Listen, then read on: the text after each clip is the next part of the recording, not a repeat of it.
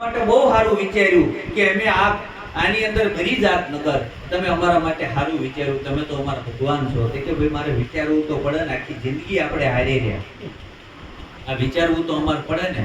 એટલે પછી આની વ્યવસ્થા થઈ ગઈ. એકને ઉપાડે ને બીજા સરોવરમાં નાખો એની જગ્યાએ રસ્તામાં ચાવ કરી જાય. ઓલાને કઈ ખબર નહીં, ઓલા ત્યાં પહોંચે ત્યાંથી કઈ સમાચાર આવે નહીં. આને બધાને એમ થાય કે આપણે ત્યાં જઈએ છીએ અને વચ્ચે રસ્તામાં ચાવ થઈ જાય. જો જગતમાં આવું જ હાલે. સદગુરુએ આપણને ચોખ્ખો માર્ગ બતાવ્યો, તું સો ને ન્યા જ મુક્ત છો. બરોબર છે? આનથી તારે એક ડગલું આગળ નથી જવાનું, એક ડગલું પાછળ નથી જવાનું. બરોબર? જ્યાં છો ત્યાં જો તને મુક્તિનો અહેસાસ થાય તો સાચું, નકર પછી તું આ ભ્રમણામાં જ છો, ભ્રાંતિમાં જ છો.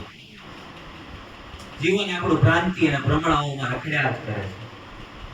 આ ભ્રાંતિ અને ભ્રમણામાંથી સદગુરુએ આપણને બહાર કાઢ્યા છે. હજી છતાં જો આપણું જીવન કંઈક ભ્રમણા અને ભ્રાંતિમાં હોય, બરોબર છે, તો એ ભૂલ આપણી છે, સદગુરુની નથી.